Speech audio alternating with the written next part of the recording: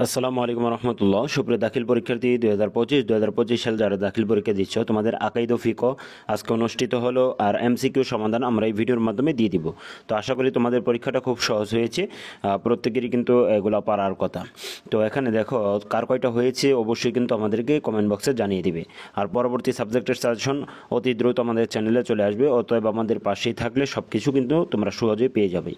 তো এক নম্বরে দেখো ঈমান অর্থ কি? আন্তরিক বিশ্বাস। তারপর 2 নম্বরে হলো ইবাদত কার প্রদত্ত জীবন ব্যবস্থা? আল্লাহ তাআলার প্রদত্ত। তারপর হইছে তাজকিয়া। তাজকিয়া অর্থ হতে পবিত্র করা। তারপরে হইলো আমি তোমাদের উপর দিন হিসেবে ইসলামকে মনোনীত করলাম, এটা আল্লাহ তাআলার বাণী। তারপর সকল ইবাদত হকদার একমাত্র আল্লাহ তাআলা। 6 নম্বরে রয়েছে নবীগণ কবরে কি করেন? সালাত পড়েন। তারপরে রাসূল সাল্লাল্লাহু আলাইহি সাল্লামের মিরাজ কখন সংগঠিত হয়? রূহ এবং শরীরে কিভাবে সংগঠিত হয়? তো রূহ এবং শরীরে হয়েছে। তারপর আমরা 8 নম্বরের দিকে চলে যাচ্ছি। 8 নম্বরে হলো আব্দুল করিমের বক্তব্য কিসের বিপরীত? তিনি বলেছেন আখিরাত ও পুনরুত্থান বলতে কিছু নেই। এটার বিপরীত হলো যে এগুলো সব কিছু আছে, যিনি বিশ্বাস করেন তিনি ঈমানদার। তারপর 9 নম্বর রয়েছে, দেখো 9 নম্বর হলো তার আব্দুল করিমের উচিত হলো কথা পরিবর্তন করা এবং তাওবা করে সঠিক পথে ফিরে আসা। তো 1 নম্বর এবং 3 নম্বর উত্তর হবে। তারপর 10 হলো তাকদীর কত প্রকার?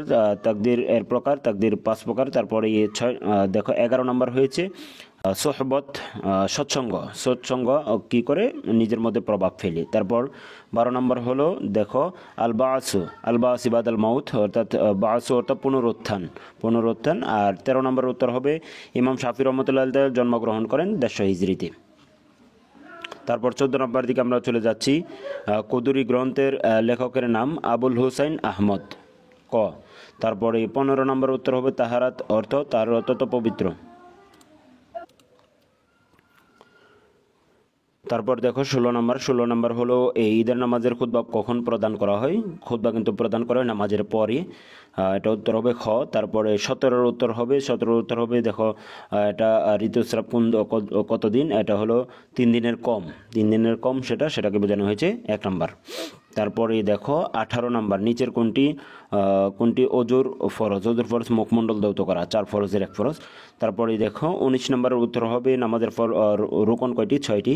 তারপরে দেখো 20 নম্বর উত্তর হবে গোসল ফরজ কয়টি? 3টি। 21 নম্বর সাঈদুন শব্দের অর্থ মাটি।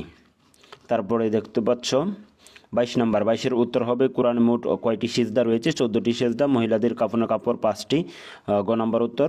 তারপরে দেখতে পাচ্ছ 24 যিনি কোরবানির দিনে নিসাব পরিমাণ সম্পদের মালিক হবে তার উপর কোরবানি করা ওয়াজিব। অনেকে ফরজ দিয়েছ, কোরবানি করা ওয়াজিব। তারপরে 25 নম্বর হলো উসুল শব্দের ব্যবহারিক অর্থ হলো 2টি।